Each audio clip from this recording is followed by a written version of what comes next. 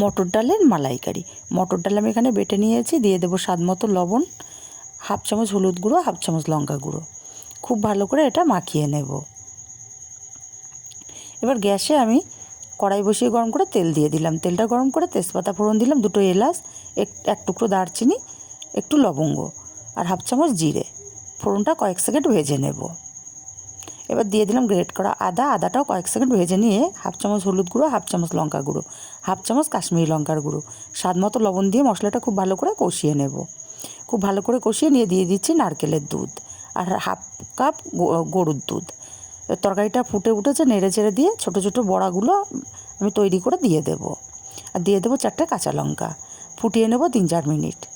3-4 minute পর দিয়ে দিচ্ছি 1 চামচ চিনি। চিনিটা দিয়ে নেড়ে চেড়ে ফুটিয়ে নেব।